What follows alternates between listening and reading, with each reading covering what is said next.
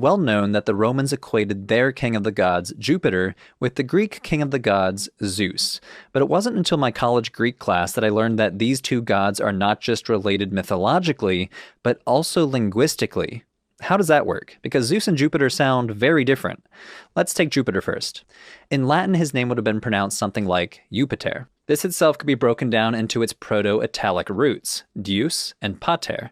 Deus roughly meaning day or sky, and Pater meaning father, which itself derives from an even more ancient root, Dyeus Pater, or sky father. And here's where we start seeing the similarities to Zeus. The ancient Greek letter zeta is not a 100% equivalent to the English Z. It probably had a bit of a D sound to it. So from Dyeus, we eventually get Zeus. And in fact, we sometimes see Zeus rendered as Zeu Pater in Greek literature. But Zeus and Jupiter are not the only ones to share this linguistic connection.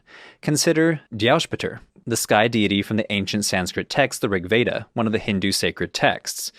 Wait a minute, Sanskrit? Ancient Vedic text? Now, it makes sense that ancient Latin and Greek might share some similar words because of their close geographic proximity and overlapping histories.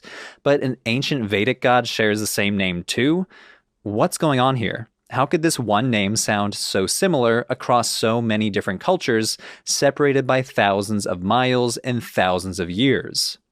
Throughout the 1700s and 1800s, linguists started to notice these similarities across different languages spanning a huge swath of cultures and regions. So many languages seem to be related. And not just similar vocabularies, but even similar grammar and syntax. Scholars dubbed this web of related languages the Indo-European language family, which is, in fact, the largest language family in the family of language families, with 46% of humanity speaking an Indo-European language.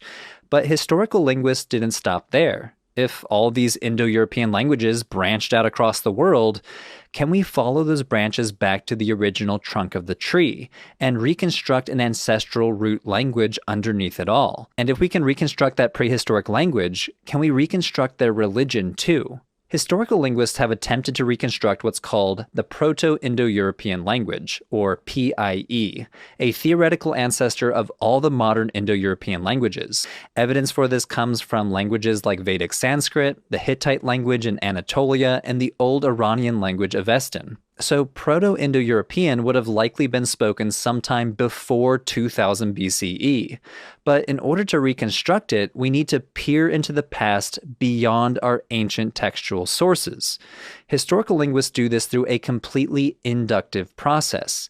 They infer conclusions by comparing words in different Indo-European languages and tracing backward to a hypothetical ancestral word.